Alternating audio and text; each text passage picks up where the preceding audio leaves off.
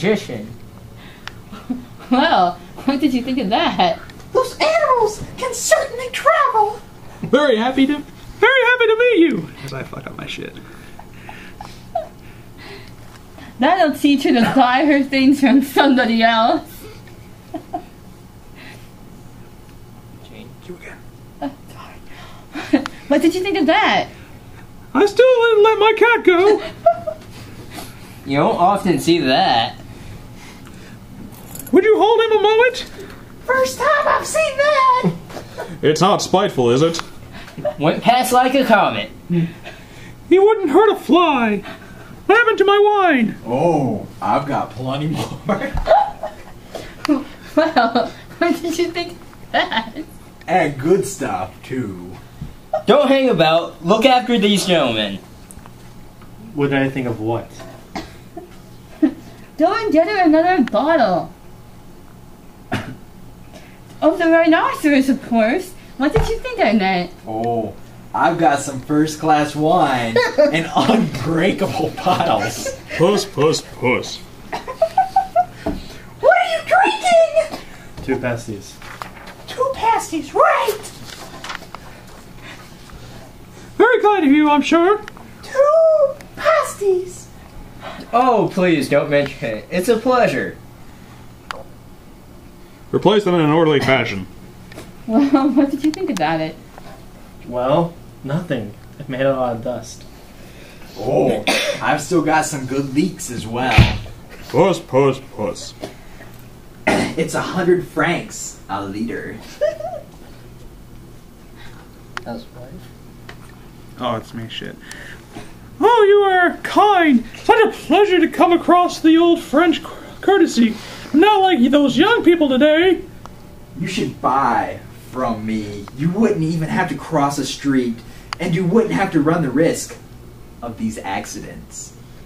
But you must admit, it's extraordinary. It was a pleasure to meet you. Thank you very much for holding my cat. 2 pasties. You're incorrigible. May I accompany you part of the way? I asked for mineral water. She's made a mistake. My husband's waiting for me. Thank you. Perhaps some other time. I sincerely hope so, madam. So do I. The dust settled. Delightful creature. A rhinoceros. I can't get over it. Charming, isn't she? I'm going to explain to you what a syllogism is. Ah, yes. Ah, yes, a syllogism. I can't get over it. It's unthinkable. A syllogism consists of a main proposition, a secondary one, and a conclusion. What conclusion? I just can't get over it. Yes, I see you can't. Well, it was a rhinoceros, alright. So was the rhinoceros. It's miles away by now. Miles away. But you must see that it's fantastic. A rhinoceros loose in the town, and you don't bat an eyelid. It shouldn't be allowed. Yeah. Put your hand in front of your mouth. Yes, it shouldn't be allowed. It's dangerous. I hadn't realized. But don't worry about it. Won't get us here. We ought to protest to the town council. What's the council there for? Oh, excuse me. Perhaps the rhinoceros escaped from the zoo. You're daydreaming. But I'm wide awake. Awake or asleep, it's the same thing. There is some difference. That's not the point. We just said being awake and being asleep were the same thing. You didn't understand. There's no difference between dreaming awake and dreaming asleep. I do dream. Life is a dream. You're certainly dreaming when you say the rhinoceros escaped from the zoo. I only said perhaps. Because there's been no zoo in our town since the animals were destroyed in the plague, ages ago. Then perhaps it came from the circus. What circus are you talking about? I don't know. Some traveling circus. You know perfectly well that the council banned all traveling performers from the district. There haven't been any since we were children.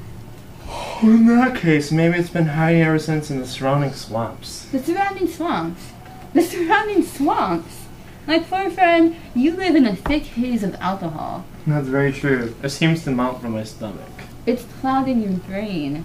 Where do you know of any surrounding swamps? Our district is known as Little Castile because the land is so arid. How do I know then? Perhaps it's been hiding under a stone, or maybe it's been nesting in some withered branch. If you think you're being witty, you're very much mistaken. You're just being a bore with your stupid paradoxes. You're incapable of talking seriously. Today, yes. Only today because of... Today the same as any other day. Well, not quite as much. Your witticisms are not very inspired. I wasn't trying to be. I can't bear people to try and make fun of me. But my dear Jean, I never allow myself to. My dear Derringer, you are allowing yourself. Oh, no, never. I never allow myself to. Yes, you would. You've just done so. But how could you possibly think? I think what is true. But I assure you. That you were making fun of me. You really can be obstinate sometimes. And now you're calling me a mule into the bargain. Even you must see how insulting you're being. It would have never entered my mind. You have no mind. All the more reason why I would never enter it. There are certain things which enter the minds of even people without one. That's impossible. And why, pray, is impossible? Because it's impossible. Then kindly explain to me why it's impossible, as you seem to imagine you can explain everything. I don't imagine anything of the kind. Then why do you act as if you do? And I repeat, why are you being so insulting to me? I'm not insulting you. Far from it. You know what tremendous respect I have for you. In that case, why do you contradict me, making out that it's not dangerous to let a rhinoceros go racing about in the middle of the town, particularly on a Sunday morning when the streets are full of children, and adults too? A lot of them are in church. They don't run any risk. If you will allow me to finish, and at market time too. Never said it wasn't dangerous to let a rhinoceros go racing about the town. I simply said it's personally never considered the danger. Never crossed my mind. You never consider anything. Alright, I agree. A rhinoceros roaming about is not a good thing. It shouldn't be allowed. I agree. It shouldn't be allowed. It's a ridiculous thing, alright. But it's no reason for you to me to quarrel. Why go at me just because your wretched parasitic, whatever the word I don't know how to say, happens to pass by? A stupid quadruped not worth talking about, and a ferocious into the bargain, and which has already disappeared, which doesn't exist any longer. We're not going to bother about some animal that doesn't exist. Let's talk about something else, Jean, please. There's plenty of other subjects of conversation. To you. Put that glass on the table. You're not to drink it. There's no point in leaving it for the proprietor. Put it down, I tell you. Very well. Oh, there's Daisy. Look out, how clumsy you are. That's Daisy. I'm so sorry. I don't want her to see me in this state. Your behavior is unforgivable. Absolutely unforgivable.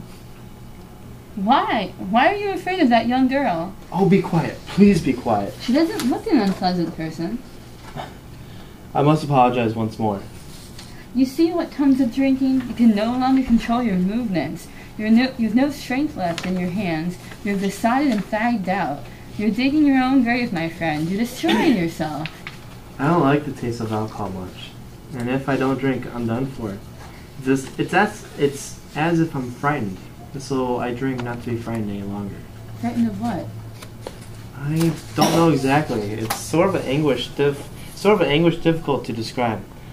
I feel out of place in life among people, and so I take to drink. That calms me down and relaxes me, so I can't forget. You try to escape from yourself? So tired. I've been tired for years. It's exhausting to drag the weight of my own body about. That's alcoholic neurasthenia, drinker's gloom. I'm conscious of my body all the time, as if it were made of lead, or as if I were carrying another man around my back. I can't seem to get used to myself. I don't even know who I am. Me. Then, as soon as I take a drink, the lead slips away and I recognize myself. I become me again. That's just being fanciful. Look at me, Behringer. I weigh more than you do, and yet I feel light as a feather. Another example of syllogism. Oh! Look out! I'm so sorry. I'm so sorry. No harm done. No harm done. You certainly are strong. Yes, I'm strong. I'm strong for several reasons. In the first place, I'm strong because I'm naturally strong. And secondly, I'm strong because I have moral strength. I'm also strong because I'm not riddled with alcohol. I don't wish to offend you, my dear Behringer, but I feel I must tell you that it's alcohol which weighs so heavy on you. Here is an example of a syllogism. The cat has 4 paws. Isidore and Fricot both have 4 paws. Therefore, Isidore and Fricot are cats. My dog has 4 paws. That is a cat. I barely got enough. I barely got strength to go on living. Maybe I don't even want to. So then, logically speaking, my dog must be a cat. Logically, yes. But the contrary is also true.